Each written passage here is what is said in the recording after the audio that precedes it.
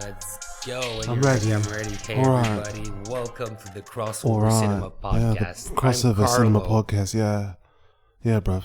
I'm Carlo, and that's I'm English Kaya, innit? I'm Kaya, innit? No, It's Britain Kaya, right there. Faux British So, Kaya. Yeah. my bloody mate, can I have a cup of tea?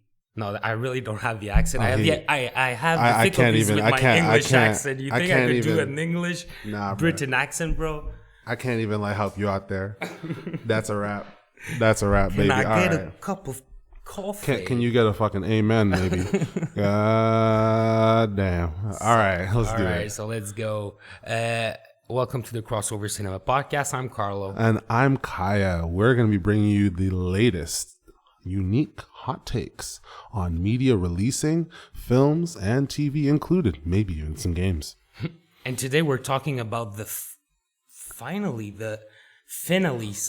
I would say the 3-part finale of X-Men, really. The Tolerance is Extinction, part 1, part 2, part 3.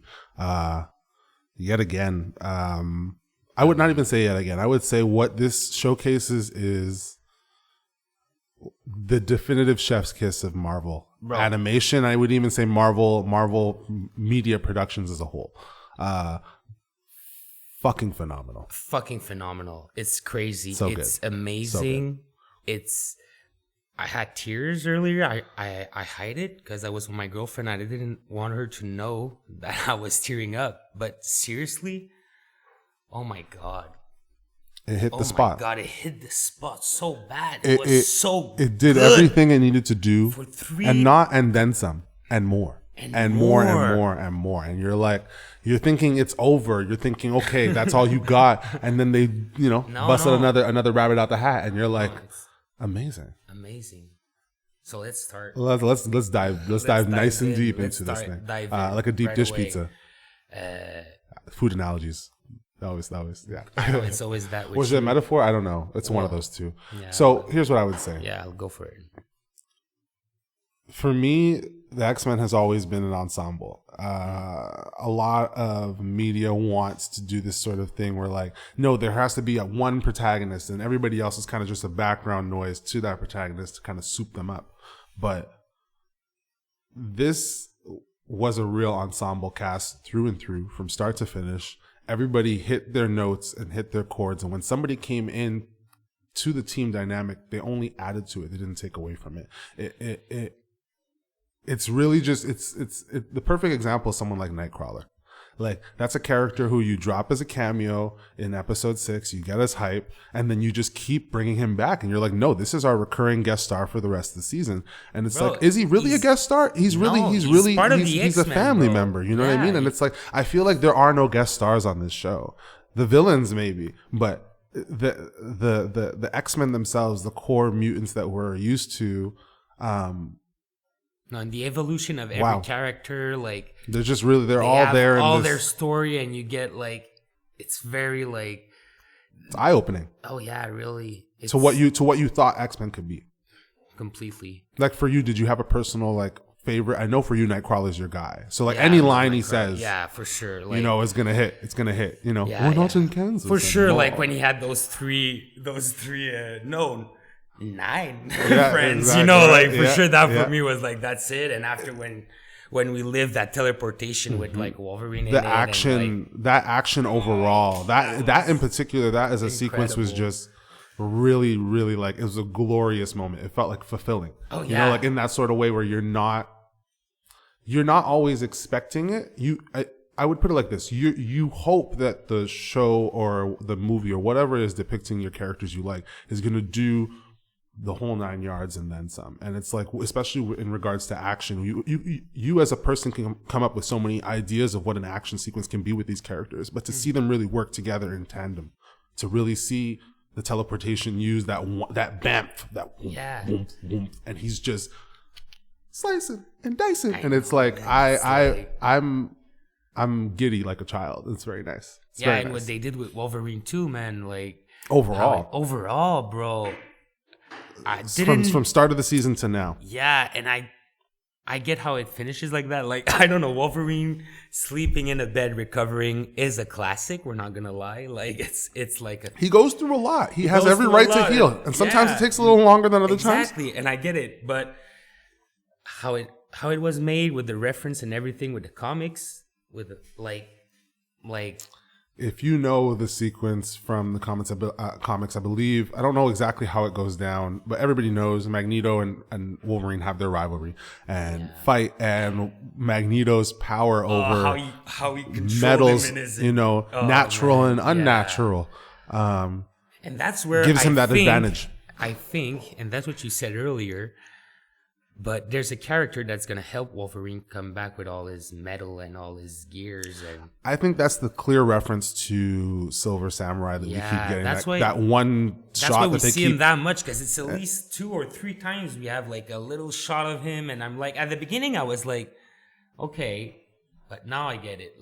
He's coming to help him. I think it's more than just help him. I think it's giving Logan his own arc of recovery the same way that Storm did. And I think that everybody in the X-Men goes through a moment of like, great defeat. And, in reference to Dragon Ball, I think this is Wolverine's Zenkai boost. He's going through a near death experience to only come back stronger, come back more fearsome, more Logan, Logan. How did you like that morph change? Morph is such a Jean and just like say, Morph is, I love you, don't die. How did you like that? Like, I think it's a tease at a couple of things. I think one, it's a tease at an unrequited love between Morph and Wolverine. 110%. I think that's something that Wolverine is clearly somebody who is playful and fun and definitely likes to have his fun in that sort of regard. And I think that Morph is the same way, but I don't think it's a real commitment because Wolverine has an inherent longing for Jean. And he's not going to get over Jean just like that. And I think that Morph kind of giving him that little moment of like, I guess, peace from that, getting to hear Jean's voice, even if it's not really her, but knowing that the love is there, the actual genuineness of the care for that person is there, would help him through his recovery. So it's really nice to see them do that. I think it's a unique approach. Like, it's definitely it's not what you would expect. I had mixed feelings. I was like, okay, but at the same time, it was like, is it okay? I don't know, but it was interesting. Like, I think it's more. They have the power. They could do it. It's another way to play into Morph's unique power set. Yeah. It's more than just, a Hulk cameo, But more than, we love that Hulk cameo, right? But more than just like a really cool moment, getting to see a character you're used to from Marvel. But do you think they're all coming? Like, we saw a lot of characters like in that last episode. We got a lot of. I actually think this is the way. This is, to me, again, I've maintained all throughout our discussions about X-Men, cameos, when done effectively, when done with this like level of eloquence, it can hit so good.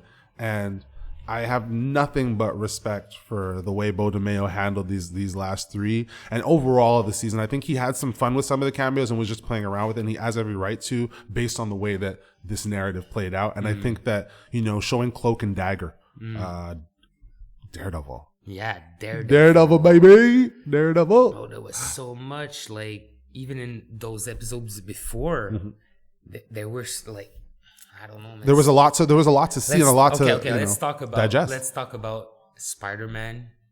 Oh yeah, bro.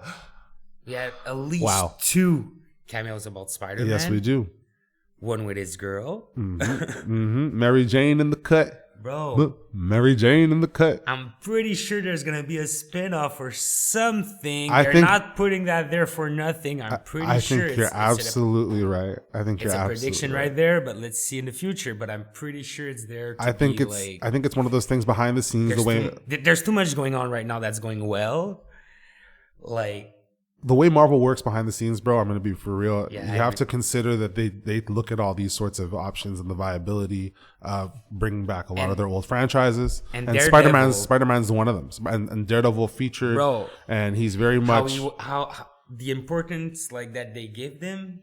That too gives me like a a vibe that maybe a bit of a pause. You're like, maybe it is gonna. They're going somewhere with like maybe into a Marvel ensemble, kind of like creating their own. Because they focus. didn't do much though. When everything happened, they were all like even Iron Man was like, what the fuck? I don't know. I think no. I actually think that see the way it went fast. It did go fast, but I think what you're missing from that is that the use of them in particular is all respective to situations and scenarios that they would be in. Yeah. So, for example, Captain America and Iron Man being in the room with the president and the president's council and dealing with that kind of like, hey, we shouldn't use these protocols, and having, as I said before, having Mr. T'Challa himself show up to be that voice of reason along with Cap. I think it plays into the way that these superheroes are at their core, they're good people and they want to better the world. And I think that like the X-Men having that impact where everybody is seeing what they do, it reinforces, I think, the trauma that they go through, because in a lot of respects, they don't get the recognition that they deserve, and they don't receive that respect for the way that they save humanity in the way the Avengers would, right? And so just seeing that kind of play out in real time, watching them save the world and still have these missiles sent at them to destroy them anyways, these Magneto protocols. It's like tying that all in with these characters from the greater cinematic universe that you're used to it's great. And then getting those cameos of Cloak and Dagger, Daredevil, the A-Force, I believe, you know what I mean? The way that it's like, come on, I have nothing to say, but like, the Magneto's awesome, missile protocols, bro, that's crazy. Listen, it's the Magneto's at the end that just. Magneto's he's a real viable. You got to have a contingency plan if he goes crazy. I love the brother, but the humans are always going to operate like that. Yeah, for sure. But it brings the point that he's not wrong, bro. No, he was never wrong. Magneto is right. Magneto was right. He's always right. He was right since the beginning. Day one.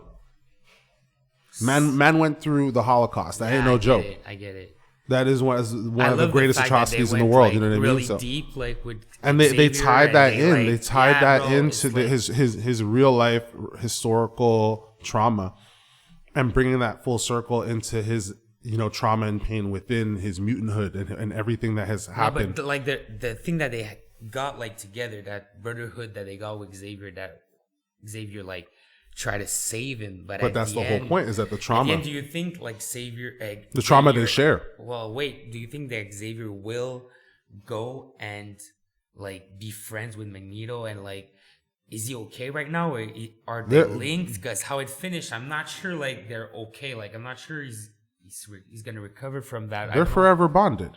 Forever bonded. I think that was a big point of this episode, was establishing that no matter what they go through, no matter who they lose, they still have each other, and they still have that bond that they share through their mutual, mutual persecution in a sense. So I would even say like there's that hint of like romance. It's very light.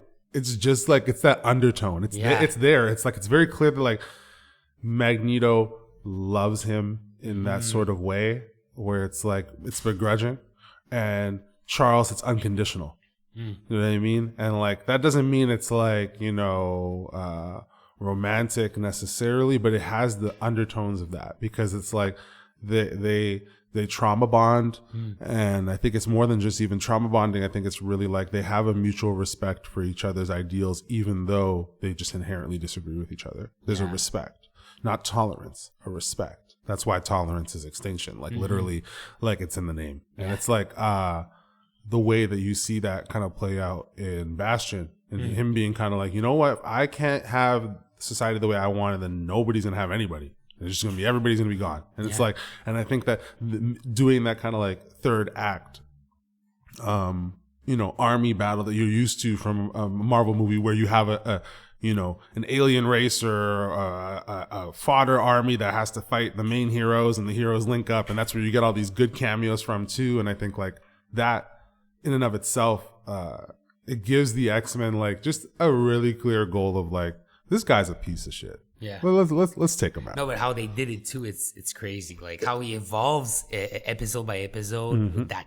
third like final an anime level, Yeah, animated level. Exactly how I felt when I was watching it. I was like, an okay, anime level up. That's where we're going. Okay, it's good. Well, I'm down with that. Like, I would even say you can go further with the way even that he's like his design. yeah, it's monstrous. It has this like monstrous oh, quality yeah, to bro, it, and it's like I'm it's looking at it crazy. more than what I'm used to from an X-Men villain. I think like a lot of times they have this kind of sleek, like demure kind of like look. Is that the word for it? Demure. Well, the point is they look more sleek, and there's a lot of that like grotesque kind of quality to the way Bastion looks. It's a beautiful monstrosity. You know what I mean? It's a little scary in that way. And I like the way that the entire team has to kind of bundle up together and just be like, let's use our powers collectively in tandem.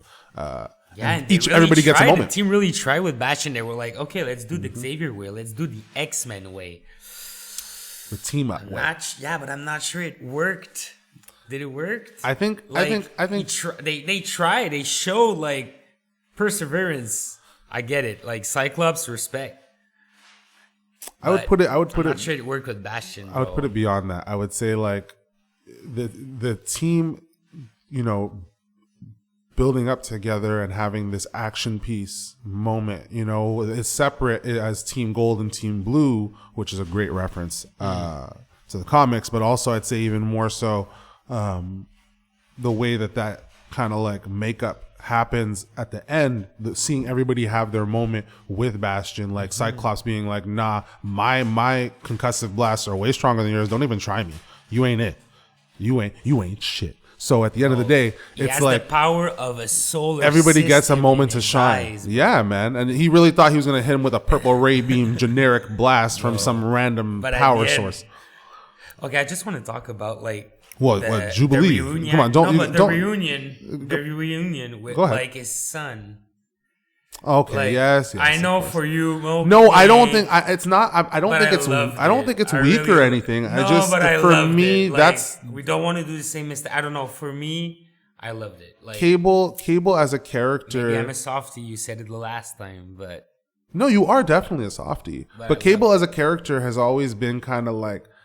He's been a more of a plot device than always a full character. And I think that this show has done a really good job of kind of giving him a lot more to just do than just be that time travel character. And I feel like tying him to Jean and Scott absolutely like gives that family more. That little. Well, you mean the diner scene in particular you're talking about? Yeah, the dining scene. Yeah, I loved it. No, it was great. It was great. The power usage, the back and forth between them. He's a little bit bitter, but he's still kind of opening up to them. If at least something happens, like he knows they love him. I don't know. I like that. I think a little that's bit true. of that. It's okay. Absolutely. And all that action, I'm down. It's a sweetness that the X-Men are deserving of, but they're not entitled to because of what they go through. For a last episode like that, like. Have you noticed that? Like these sweeter moments don't get to happen a lot for this team. They don't get to have that happiness when it that happens, they deserve it tenfold. And when we get these small moments like that, it feels like more than just a minor little they're just sitting in a diner and he's talking to his parents. It's more than just that. It's more than just that. Like just a little like, hey, before like everything. But let me circle back because I think you put a little disrespect on my girl's name. Yeah. Jubilee, okay? Jubilee. No. Let's reference it. Let's make it very clear. Jubilee had a clear moment to shine, like the 4th of July. And she did. That. She really did. Yo. That blast was perfect. Kinetic. Yeah. Just bombastic. It's true, like Jubilee for me, like she's strong, but it's not necessarily like. But everybody had their moment, seriously, to shine. I don't know if Beast had it. Like no, I would say Beast is your Donatello of the group for a TMNT reference for you. Yeah. I know you love them. He's really your support. He's your he kind of is your fallback in a lot of respects, but he also has this inherent like intelligence that permeates throughout every person in the team. He helps everybody out in some way, shape, and form. You know what I mean? Whether it's their outfits, whether it's the way that they use their powers, whether it's the application of their powers, all these things, right? So it's like his presence is always felt. And I think that him having that his voice is just so, I love it. It's such a whimsical, it's so well done. His little moments are, for example, carrying Xavier at the end of the episode in the desert. You know what I mean? Like that those moments to show him like where he's trying to stabilize the power core and shift the energy from auxiliary. You know what I mean? Yeah, like but when he arrives on Bastion with his Sentinel and like with his foot on, he gets it. He absolutely gets his moment. Yeah, he does. Yeah, I get it, but I would have taken a little bit more of something like Wolverine. We got that bestiality, like his moment in like that you want that moment where his like. I'd find the description for it is like that core kind of like he is an animal at the end of the day, right? So he's gonna have that like feral quality, and like I think that Beast is meant to be the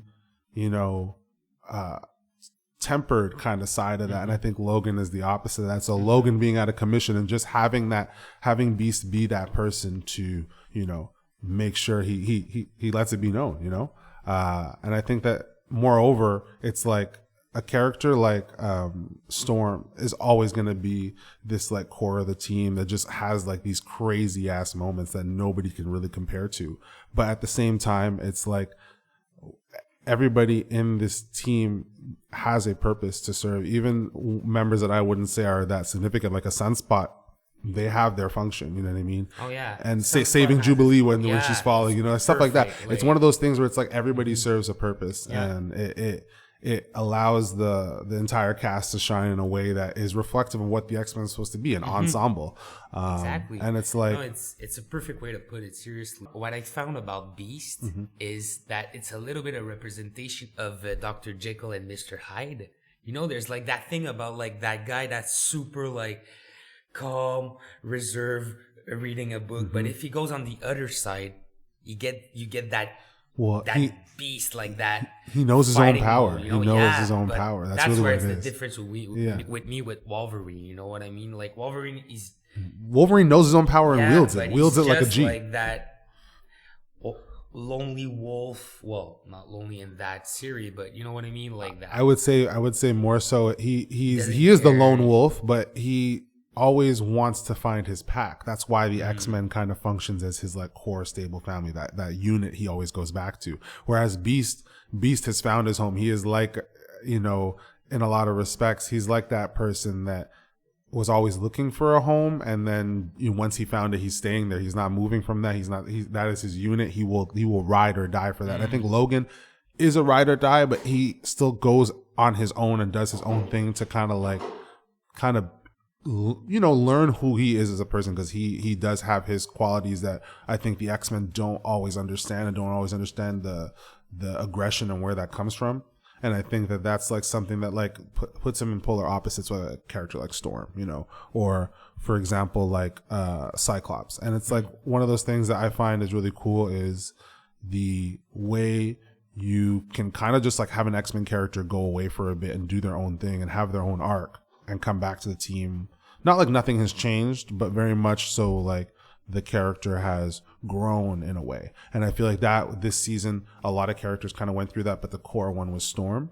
And I feel next season we're going to probably get more of that through Wolverine. Wolverine being one of the main X-Men, I think maybe the only main X-Men of the. Is it your prediction that it's Wolverine that's going to be the arc that we're going to understand on the next? I think next season we're going to have three separate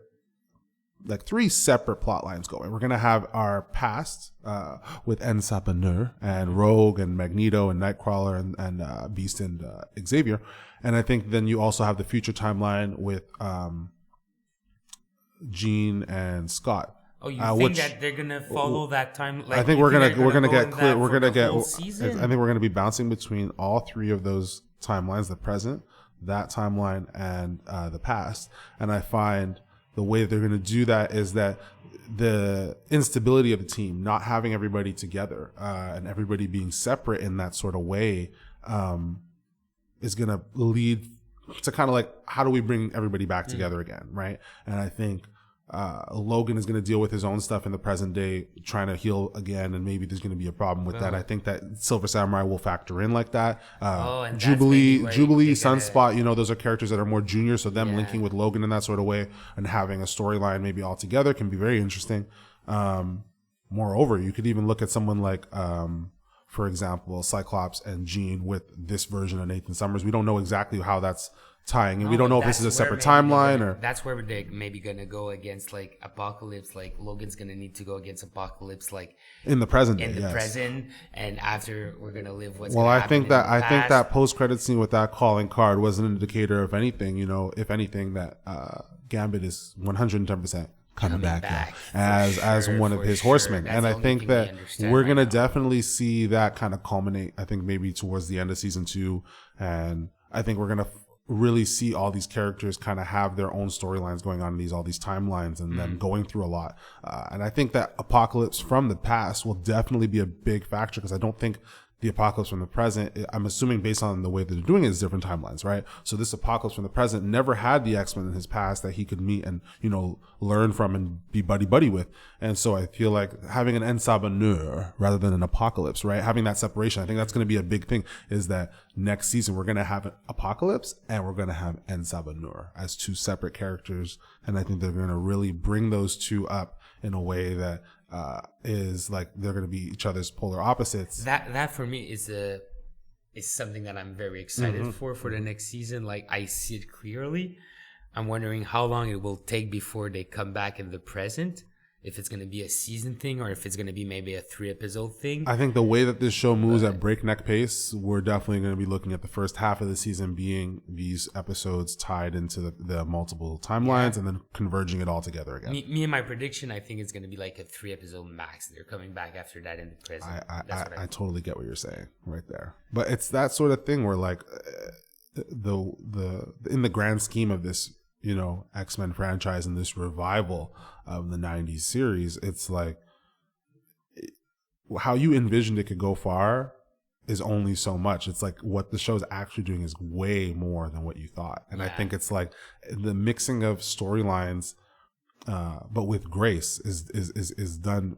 It's done so well that I feel like Marvel proper, so Marvel Cinematic Universe, like Marvel Studios should really take note of how to do that. Because I think I agree, they're absolutely taking notes. There's no way that they're not. They're seeing the numbers, the shows, like we say, the show's ratings coming, bro. Just to give you a note, give you a note, the show's ratings have beat out Loki season 2 and Ahsoka on Disney Plus, and it's the sort of thing where that is a shift in the culture in a way, and respecting animation and understanding that animation can have as much of a place in popular media as live action works. And so it's like tying this all together. I think Marvel really needs to stop taking the names of storylines and really melding storylines together more effectively than they've done in the past. I think sometimes they've done it well, but I think other times they've clearly just wanted to use the name of something and not anything in relation to it. For example, Age of Ultron. But I think now with the way that the X-Men show has done multiple storylines in an animated format, in a shortened time format, of 30 minutes, 40 minutes, rather than a whole 2-hour movie each time, it's like you're seeing the quality go up, and it's like, we need more of this. We need more. For sure, they're not gonna go. Well, they're going to try not to go down, but that's what they wanted to do. I think what you really need to do is you need to take the people who are working on this show and you need to transpose them over to the movies in some way, shape, and form. Yeah, but they're not good doing that. They don't do that like a lot. Like, I don't know. I don't see them do that. I think you need to give these people try. And don't forget that right now it's an anime, so he could go wherever he wants. Like, absolutely, and that's crazy. We're going like in 3 timelines. It's gonna be something super. That's the perks of animation. But yeah, that's the perks of animation, and that's why it's amazing. And they do it. Like, sometimes they don't even like, they try to do it, but now they really like, they're doing it really precisely and nice, and like referring. It's a renaissance in a way. Comics. I don't know. I like the fact that like, I see a lot of stuff that I saw before. It's not only new things. I don't know. I think it's a combination. It's a combination of a lot of stuff. Yeah, it's crazy. Mm-hmm. So Kaya, do you have something to say to close our honestly podcast? I'm looking forward to next season of X-Men, and in all honesty, I just want to see more of this type of storytelling, more of this quality of animation, and just more of this. Yeah, I can't wait to see Apocalypse. What's gonna happen with that, man? Well, I love the fact that we see him in the past like that. It gives so much like deepness to the character. It's crazy. We'll see what they do with it. I want to see what's gonna happen with Logan. That's for That's sure. our boy. Man. That's our boy. That's our guy. Wolverine. And yeah, can wait. Oh, and Phoenix too, man. That's a nice let's do an honorable mention to Phoenix. Yeah. Because just finished the podcast. She was low key just there, but she's Phoenix. She can just be there and just have that presence. Yeah. She really said, Bastion, I'm the Deus Ex Machina today. Okay, not you. No, be away. Oh man, you already know. People. It was beautiful. The end, how they took out Bastion. That's how you do it. That's how you do it. X-Men style. But is he out? We don't know. That's X-Men. Thank you guys being there. See you next time. Ciao. Ciao.